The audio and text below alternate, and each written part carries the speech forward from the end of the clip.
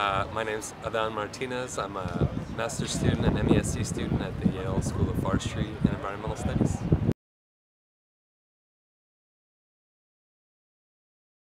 For my part, if environmental justice is focusing on, or environmental injustice is focusing on disproportionate burden borne by certain populations of environmental damages, say, then food justice similarly is looking at, well, what are the disproportionate burdens borne on certain populations by the damages of the dysfunctional food system. Although I think food justice is also broader than just environmental concerns. So, maybe pesticides and pesticide residues is one aspect of an environmental justice concern inside of food justice, but food justice might also consider who is it that's involved in making policy, or who is it that's sort of at the helm of saying, well, these are the important considerations in elaborating food system policy. Do I have access to being involved in that, or is my perspective, is my experience respected?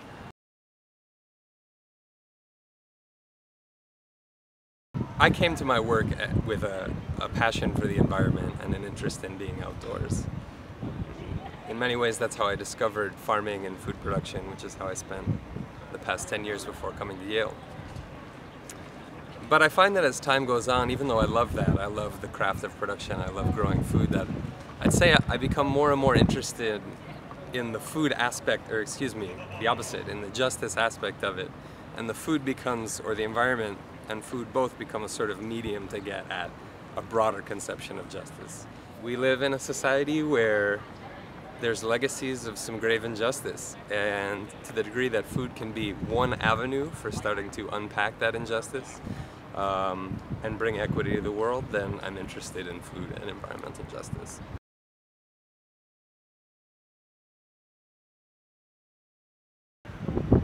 The Connecticut Food System Alliance is definitely, I would say, a food justice organization.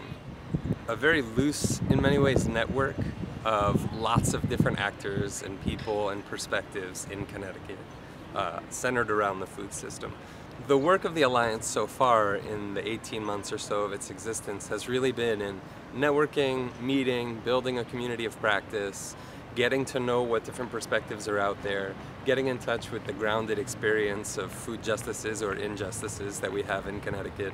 To date, there are some task teams. So for example, one is the School Garden Resource Center emerged from the Alliance as people who were already working on getting gardens in schools kind of met and decided to pool their resources and have a statewide impact.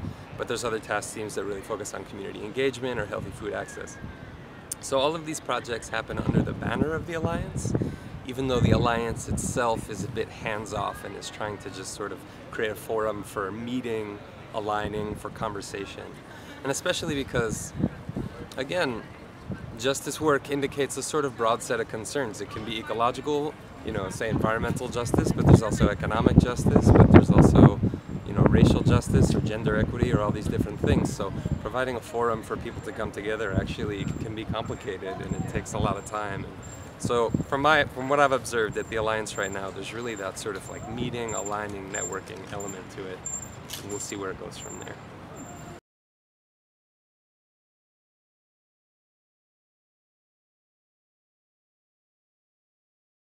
It's funny, in many ways, being a student at Yale is a major liability in doing justice work.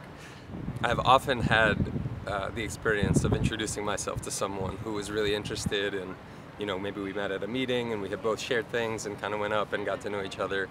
And then when they found out that I was a student, it was kind of like, oh, okay, well, maybe I'm not actually that interested in talking with you after all. And I think the reason for that is that justice work is inherently personal and contextual. And context is not something that we understand immediately, and it's certainly not something we find in a book.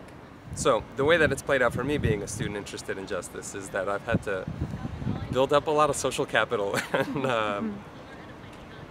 and sort of build on my experience before being a student.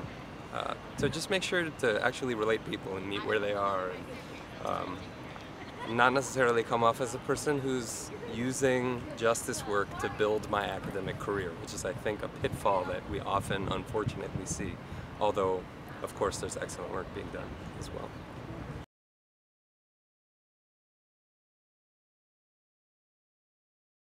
I don't have like a hard and fast offering for that, other than that the world needs more people listening to each other.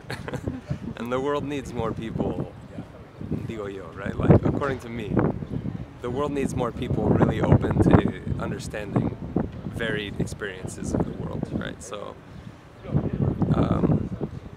it is fundamentally true that we only see the world through our experience. And so a lot of times justice questions have a hard time gaining any traction because one group of people just fundamentally says, you can't possibly have that experience of the world. This is actually the experience of the world. So to the degree that environmentalists can incorporate more environmental justice perspective in, really a lot of it I think has to do with a certain surrender to the fact that none of us can completely understand the entirety of any one issue. And the opportunity there is really to listen more, right? There's that old joke about how if we were supposed to talk more than we were listen, we'd have 2 mouths instead of 2 ears. And I really believe that. So at least in my environmentalism and work in food justice, especially as someone, you know, a multicultural person, but definitely someone who experiences a lot of privilege in the world, my sort of tack or my strategy has been to just listen and try to understand as best I can the varied and multiple experiences of the world. And then from there we can begin to try to figure out what equity actually looks like in a way that's functional and pragmatic.